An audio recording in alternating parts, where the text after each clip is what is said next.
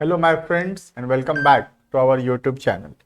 पिछले क्लास में हम लोग जो टॉपिक्स पढ़ रहे थे वो था तुम्हारा अकाउंटिंग प्रिंसिपल्स। ठीक है, अब अकाउंटिंग प्रिंसिपल्स के अंदर हम 3 अकाउंटिंग प्रिंसिपल पिछले क्लास में पढ़ लिए थे। वो था तुम्हारा पहला अकाउंटिंग एंटिटी या फिर बिजनेस एंटिटी कॉन्सेप्ट, दूसरा था मनी मेजरमेंट प्रिंसिपल एंड तीसरा था तुम्हारा गोइंग कंसर्न एजम्पशन। ठीक है, चलो अब आगे पढ़ेंगे। Point number 4, the heading is cost concept या फिर हिस्टोरिकल कॉस्ट कॉन्सेप्ट। ये किसके बारे में है? This is about fixed assets. किसके बारे में?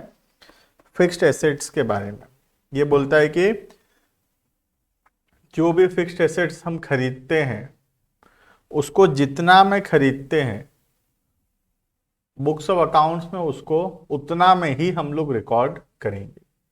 चाहे फ्यूचर में मार्केट वैल्यू उस एसेट का चेंज हो जाए, या तो मार्केट वैल्यू इंक्रीज भी हो सकता है, मार्केट वैल्यू डिक्रीज भी हो सकता है, लेकिन हम लोग फिक्स्ड एसेट का वैल्यू को चेंज नहीं करेंगे।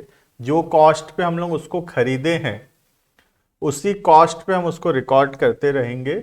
हम लोग उसका वैल्यू चेंज नहीं करेंगे हमारे बुक्स ऑफ अकाउंट्स में। ठीक है, नाम से पता चल रहा है, देखना हिस्टोरिकल। हिस्टोरिकल मतलब हिस्ट्री, मतलब पुराना, है ना। और कॉस्ट का मतलब खर्चा जो हुआ है एसेट्स को खरीदने में।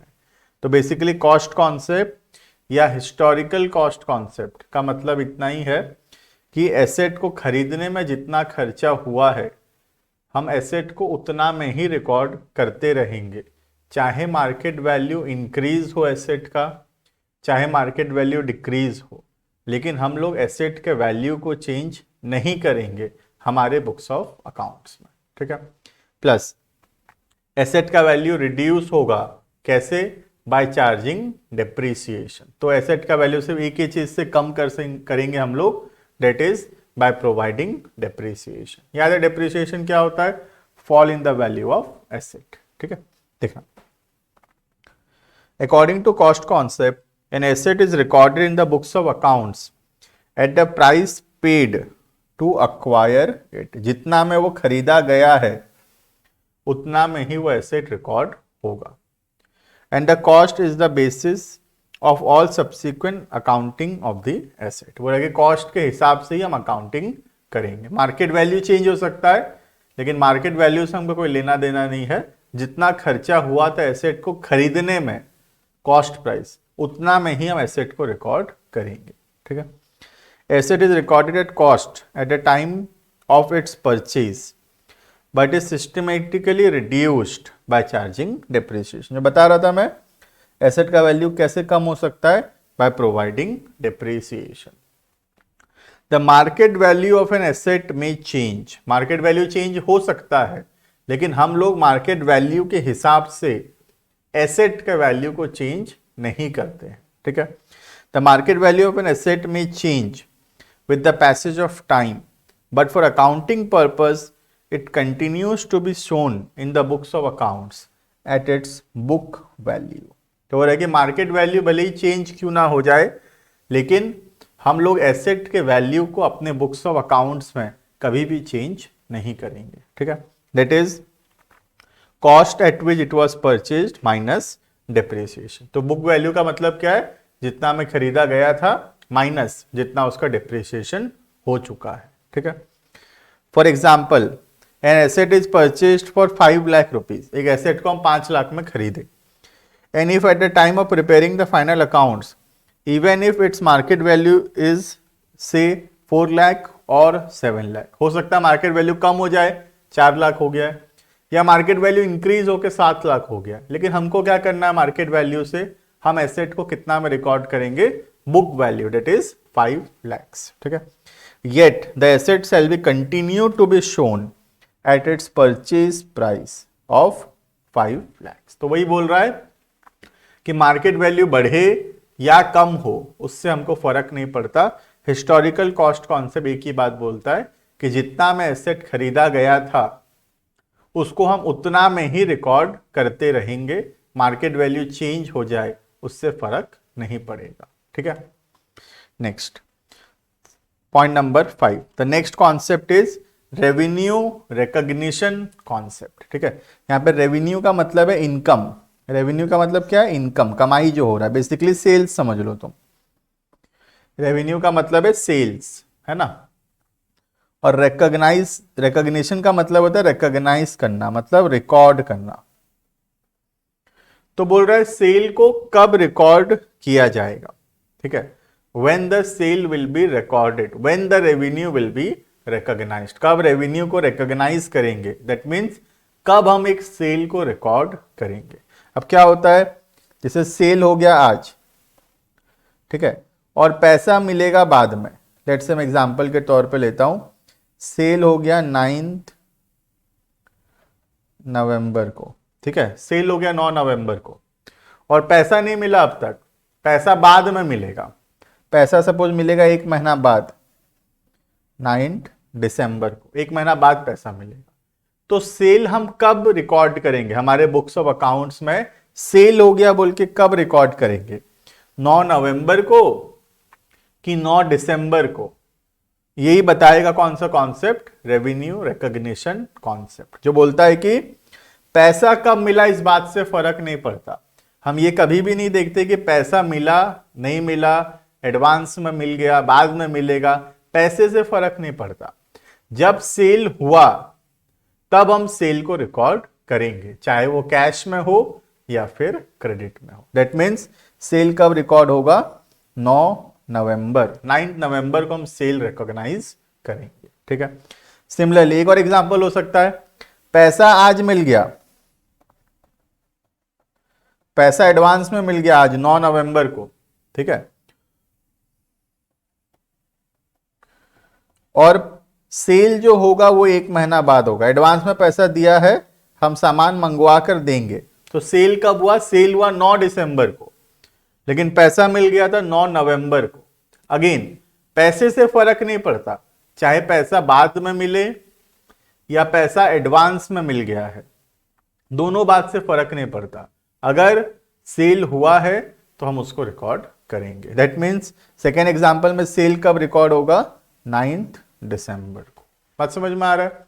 तो छोटा सा कॉन्सेप्ट है जो बोलता है कि पैसा मिले बाद में मिले, पहले से मिल गया है, ये सब बात से फर्क नहीं पड़ता, पैसे से फर्क ही नहीं पड़ता। जब सेल हुआ है तब हम सेल को रिकॉर्ड करेंगे। क्लियर है। देखना यही कॉन्सेप्ट यहाँ पे रेवेन्यू रिकॉग्निशन में लिखा हुआ है। आओ देखते हैं। देखना, revenue is recognise when the right to receive is establish. जब पैसा मिलने का हक हो जाता है, पैसा मिले ना मिले उससे फर्क नहीं पड़ता। और पैसा मिलने का हक कब हो जाता है, पैसा मिलने का राइट्स कब आ जाता है, जब हम सेल करते हैं। ठीक है, according to revenue recognition, revenue is considered to have been realised when a transaction has been entered। जब ट्रांजेक्शन हुआ, मतलब जब सेल हुआ, तब हम मानेंगे कि रेवेन्यू रिकॉग्नाइज हो जाएगा। पैसा बाद में मिले या पहले से मिल गया है, दोनों बात से फर्क नहीं पड़ता है। ठीक है, a transaction has been entered into and the obligation to receive the amount is established. It is noted that recognizing revenue and receipt of amount are two different separate aspects। सामान बेचना और पैसा मिलना दो अलग अलग चीज है, दोनों को मिक्स मत करना कभी भी। पैसा को देखना ही नहीं है अपने को, वो अलग कॉन्सेप्ट है पूरा। पैसा मिला वो अलग चीज है। सेल कब माना जाएगा, जब एक्चुअल में सेल्स हुआ, पैसा मिले या ना मिले उससे फर्क नहीं पड़ेगा। ठीक है, let us take an example to understand it. पहला example, an enterprise sells goods in February 2021। Sale कब हुआ, फरवरी में, and receives the amount in April. सामान बेचा है फरवरी में और पैसा मिल रहा है अप्रैल में, तो सेल कब रिकॉर्ड होगा, सेल रिकॉर्ड होगा in the month of February. Sale फरवरी में ही रिकॉर्ड किया जाएगा। ठीक है, next, revenue of this sale should be recognised in February. फरवरी में ही रिकॉर्ड होगा। ठीक है, that is when the goods are sold because the legal obligation to receive the amount is established upon sale in February 2021। तो बोल रहा है कि पैसा भले बाद में मिले अप्रैल में, उससे फर्क नहीं पड़ता। सामान कब बेचा गया, फरवरी में, तो सेल भी फरवरी में रिकॉर्ड किया जाएगा। ठीक है, let us take another example. दूसरा एग्जांपल जो मैं पहले से बताया था, एडवांस में मिल गया। Suppose an enterprise receive an advance in February 2021, advance में मिला पैसा फरवरी में, for the sales to be made in May. सामान लेकिन कब बेचे? मई में, तो रेवेन्यू कब रिकॉग्नाइज होगा? मई में। पैसा पहले से मिल गया, इस बात से भी फर्क नहीं पड़ता है। ठीक है, revenue shall be recognised in May 2021 upon sales having been made because the legal obligation to receive the amount is established in May 2021. Clear है?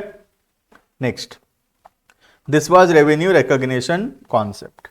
ये एक्रूअल के जैसा ही है वैसे, है ना? जब ट्रांजेक्शन हुआ तब रिकॉर्ड किया जाएगा, पैसा मिले या ना मिले उससे फर्क नहीं पड़ता। ठीक है, एक्रूअल हम लोग ऑलरेडी पढ़ रखे हैं, ऑलरेडी टॉट, पढ़ा हुआ है ना ऑलरेडी। अभी ऊपर तो पढ़े थे ना 2 क्लास पहले, बेसिस ऑफ अकाउंटिंग। जो लोग नहीं पढ़े हैं वीडियो देख सकते हैं, जस्ट 2 वीडियो पहले ही है, टॉपिक है बेसिस ऑफ अकाउंटिंग। ये वाला वीडियो में तुमको मिल जाएगा। ठीक है, एक्रूअल पढ़ाया गया था इसमें। Next point number 7, next concept है अकाउंटिंग पीरियड प्रिंसिपल। ठीक है, अब अकाउंटिंग पीरियड क्या होता है देखना, टोटल जो बिजनेस का लाइफ है, the whole life of the business, ठीक है, has been divided into small small parts. आज बिजनेस हम 50 साल चलाएंगे, तो क्या प्रॉफिट या लॉस 50 साल बाद निकालेंगे? नहीं, प्रॉफिट या लॉस हमको रेगुलर बेसिस पे निकालते रहना चाहिए। तो अकाउंटिंग पीरियड कॉन्सेप्ट यही बोलता है कि जो टोटल लाइफ है बिजनेस का, उसके छोटे छोटे पार्ट्स में डिवाइड कर दो उसको। हर एक पार्ट को क्या बोलते हैं? हर एक पार्ट को बोलते हैं अकाउंटिंग ईयर। छोटे छोटे पार्ट्स में डिवाइड करना क्यों जरूरी है? क्योंकि अगर 50 साल बाद एक बार में प्रॉफिट या लॉस निकालेंगे तो वो गलत होगा, क्योंकि हमको पता नहीं चल रहा होगा कि बिजनेस कैसा चल रहा है। तो रेगुलर बेसिस पे हमको बिजनेस को इवैल्यूएट करने का जरूरत है कि बिजनेस कैसा चल रहा है, और उसके लिए हमको क्या करना पड़ेगा? रेगुलर बेसिस पे प्रॉफिट या लॉस निकालना पड़ेगा। इसीलिए हर एक साल में, हर एक ईयर में हम लोग प्रॉफिट या लॉस कैलकुलेट करते हैं। उसी कॉन्सेप्ट को बोलते हैं अकाउंटिंग पीरियड प्रिंसिपल। पीरियड का मतलब होता है time. The word period here means time. ठीक है, तो अकाउंटिंग पीरियड कितने दिन का होता है? 1-1 साल का होता है नॉर्मली। ठीक है, देखना क्या बोल रहा है, पढ़ते हैं। According to accounting period principle, life of an enterprise is broken into smaller periods. छोटे छोटे पार्ट्स में डिवाइड करते हैं, so that its performance is measured at regular interval, ताकि इसका परफॉर्मेंस जो है हम रेगुलर बेसिस पे निकाल सकें। ठीक है, management requires information at regular intervals to assess the performance. Funds requirement, bank require accounting information periodically because they have invested money and have to ensure its safety and return. Similarly, government has to assess tax dues from the enterprise. तो क्या बोल रहा है कि accounting information सबको चाहिए, investor को भी चाहिए। हम पढ़े थे users of accounting information, investors को चाहिए, शेयर होल्डर्स को चाहिए, गवर्नमेंट को चाहिए, सबको अकाउंटिंग इंफॉर्मेशन का जरूरत है। क्यों? क्योंकि सबका कुछ ना कुछ इंटरेस्ट है, कुछ ना कुछ उनको जानना है, और ये अकाउंटिंग इंफॉर्मेशन रेगुलर बेसिस पे मिलते रहना चाहिए। इसीलिए जो तो बिजनेस का टोटल लाइफ है, 20 साल 50 साल जितना भी साल बिजनेस होगा, उसको हम छोटे छोटे पार्ट्स में डिवाइड कर दिए। हर एक पार्ट को क्या बोला जाता है? Accounting year. ठीक है, in the view of the above, the life of a enterprise is broken into smaller parts, usually 1 year. जो छोटा छोटा पार्ट्स है वो क्या क्या होता है? 1-1 साल का होता है, which are termed as accounting period.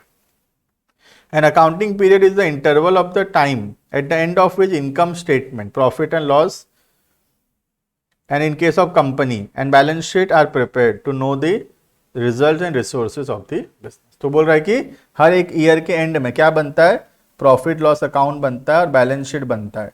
क्या जानने के लिए? कंपनी का परफॉर्मेंस एंड कंपनी का पोजीशन जानने के लिए। ठीक है, अब नॉर्मली तो ईयर जो होता है अकाउंट्स में वो स्टार्ट होता है 1 अप्रैल से, है ना, और एंड होता है कब, 31 मार्च को।